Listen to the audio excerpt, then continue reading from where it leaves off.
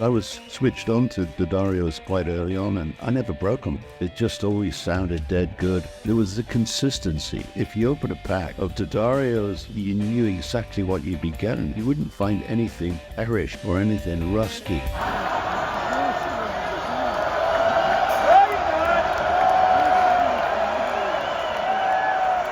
Hey y'all, we love bringing you content, so go ahead and subscribe and we'll keep you up to date on everything. We promise. Hey everybody, I'm John Bohlinger with Premier Guitar. We're in Fenway Park, the Who Show, and I'm with Simon Law. Simon, thanks so much for joining us today. Oh, you're most welcome, more than now, welcome. I realize you got a busy day, but tell me about this guitar. Well, this is, it's a little bit of a story behind this one. It's been his original guitar for a long time, but I think it's probably had about 6 bodies and 10 necks. So it's kind of like, yeah, very original. Yeah. So, but lots and lots of things have been done to it over the years. They start off life, John, as Eric Clapton's signature models, which I've refretted these guitars with bigger frets. Oh, great. You can even see where the Clapton signature model was scraped off the headstock, and I think this might have been a gift from Eric at some point, because it's still got a cigarette burn in there. Right. But yeah, they're what's different about them is they have a piezo bridge and a separate volume for the that's piezo. what that is. Okay. Yeah, with a stereo socket output, and then he can blend the pickups with the sort of acoustic sound of the guitar. Oh, great. And it makes a massive difference, and it just dials in some top end, and it really is like the most incredible sound. Oh yeah.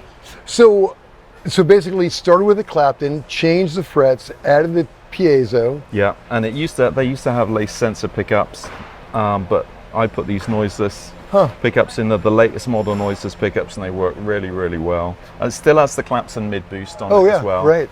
And the little marks is where he starts for certain songs, so I can get it kind of dialed in for the Can't Explain song, or you know, something a bit softer, 515 or something like that. So yeah, they're great sounding guitars. Not light. They're still, you know, they're not featherweight. Like all Strat. Yeah. And this, people often ask about this. This is for roughing up the guitar pick, like that. Oh. So you can use it like a sort of scratching device. So you glue like an emery board on every single one. Wow, that is really clever. Yeah, it's a little bit Spinal Tap, but I love it. It seems to work. He has the lock-in tuners on these as well. But yeah, that's it. I mean, so that would be the number one. That would be number one, which is why it's called number 4. Okay. Luckily, I kind of know which one to grab. Yeah. This one is a spare at all times for whether he's using a capo guitar or not. That's his main uncapo guitar. Okay. This is his main capo guitar. So it's exactly the same spec, slightly larger frets, but the action's a tiny little bit higher because it works better with a capo. Okay. And this is his number 1 capo guitar, which is why it's called number 8. and that's kind of it. Yeah. Okay. It's kind of more of the same. We've got an E flat guitar. So this is the number 1 E flat guitar, which is why it's got number 2 on the back. But it's you know, just in case in the heat of battle, well, if you forget. You know, if you've just flown in that day and you're feeling pretty tired, you know, you need a little reminder of what to grab. Absolutely. That's only ever happened on one gig where I've accidentally given him the wrong guitar. I bet that went over well. Yeah, he reminded me that it was the wrong guitar, and then I gave him the right one. We got a guitar with P90s on as well, which is again set up in exactly the same way. This one's still got some pretty skinny frets in this one, but a P90 in the bridge.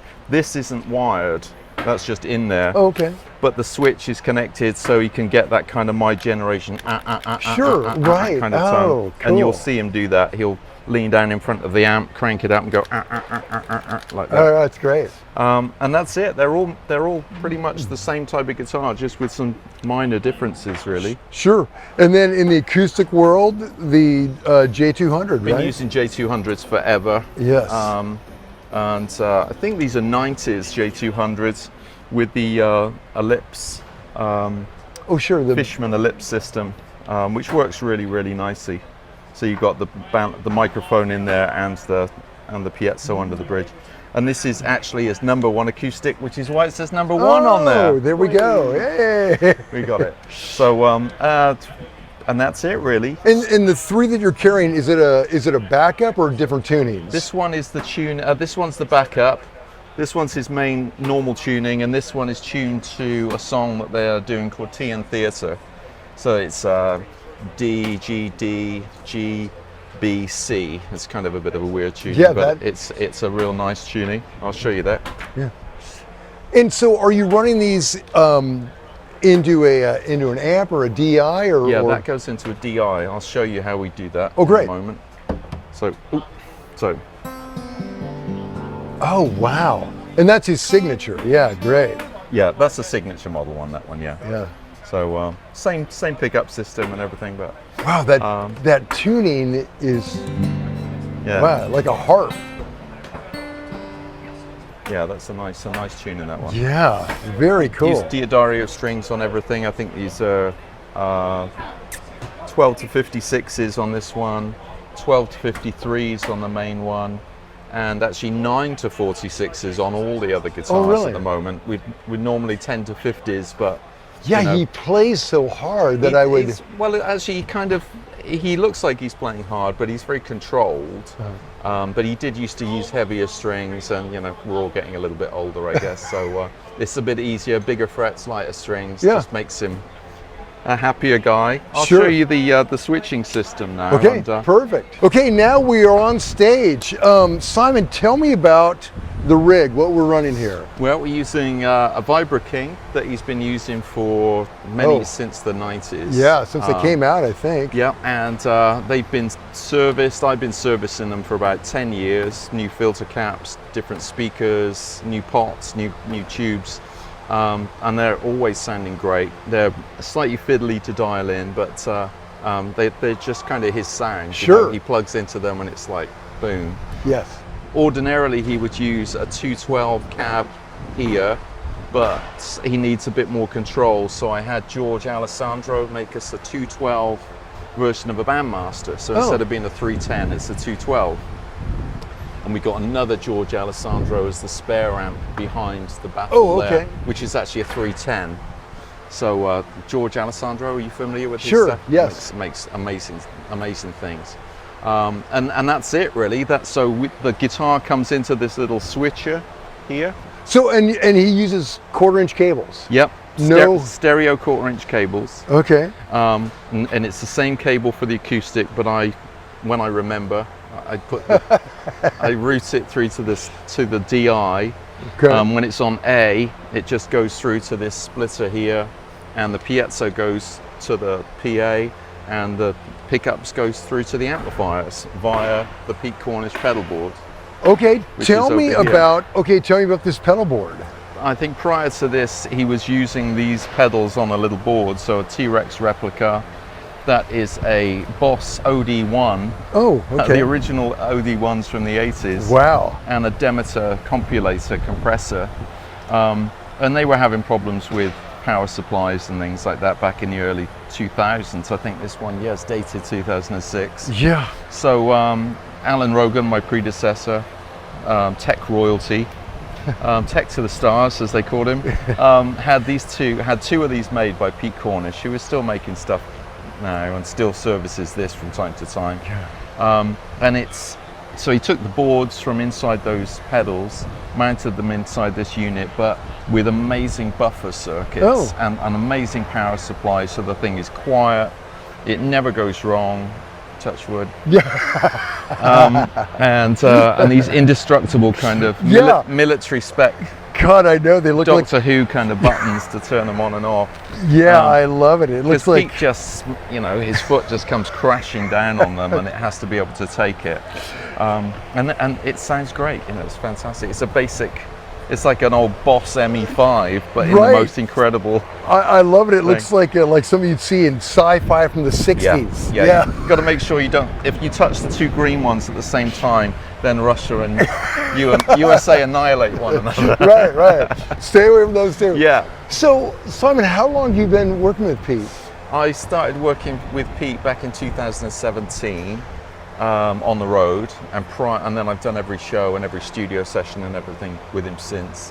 Prior to that, Alan Rogan would keep me behind the scenes. Okay. And that's how you learn the game. Yeah, that's right. So I was behind the scenes mending amps for Alan Rogan and cutting my teeth doing that sort of stuff. So it's been amazing. Yeah. It's fantastic. Pete's incredible, and he's a real sweetheart as well. Oh God, incredible! You know, he can be volatile one minute, as so many people can, but he's Pete fantastic. Yeah, he's Pete. He's amazing. Well, Simon, I can't thank you enough for working us in today on this very busy day. Yeah, that's great. Okay. Absolute pleasure. Hey everybody, I'm John Bohlinger with Premier Guitar. So, as many of you know, D'Addario's been a longtime friend of PG, sponsoring rig rundowns, and they're a longtime friend of all the players with their Players Circle rewards. I've been using it for years, and essentially, they will reward you for the gear you buy. Open it up, look inside, and there's a reward number. It's free and easy to sign up for. And as soon as you sign up, you immediately get some reward points just for putting your name in.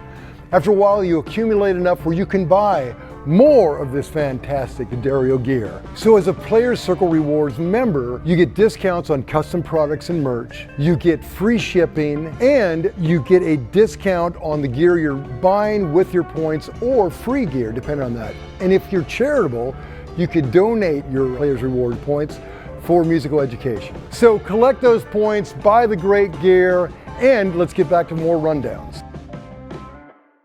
Okay, now I'm with Joel Ashton, who is Jon Button's tech. Hey, Joel, thanks for being with us. Yeah, pleasure to meet you. So, tell me about this. This is John's main bass, and it's the only bass he really needs and uses. I think it's a 58. It's the perfect bass. What else do you need? It's so beautifully aged, and it sounds absolutely incredible. And he's got one other spare bass, which is a signature bass that he uses, but he uses this the entire show. This is the one. Even for drop tunings, like Eminence front, he drops it down. Oh, really? He's got a hip shot on the E string, so you can go down to a D and to a C sharp. Yeah. But if this doesn't sound good, then there's a problem. Right. They got it right the first time. Yeah, it's beautiful. It's in such good condition, and he uses Apex strings on there, and they sound brilliant. Does he play with the pick as well as fingers? Or? It's a mixture of pick and fingers. Yeah.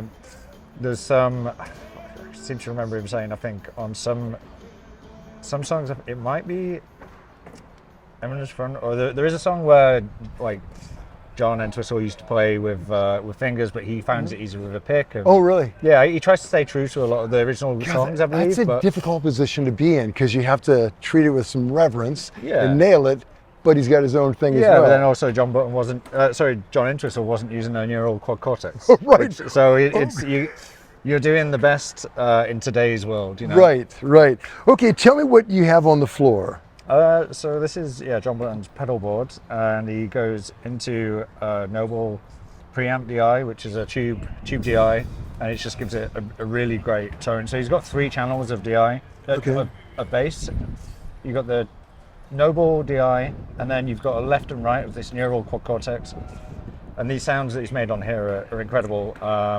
He's got a main sound, which has got a drive. He's got a slightly less driven sound, but there's 3 stations of drive. So drive 2, and he's named it Woohoo. And that's just a balls out sort of thing. Yeah. And he's got a couple of like generation, like Eminence front. And that's Robert Collins. Yes. So, and then one of these lines runs out to the Ampeg as well? And then this runs out as a monitor purely into this. This isn't mic'd up. We try to keep the stage volume quite low. But just to kind of feel a little something? something? It's just to give him a bit of a feel. So, and the left and right out of the neural, it's a bass side and then a guitar amp. So it's kind of like a Marshall-y driven guitar sound, and the blend of the two gives like an amazing little drive. Well, that's kind of the Who's signature thing. The bass covers so much ground. So much of the spectrums.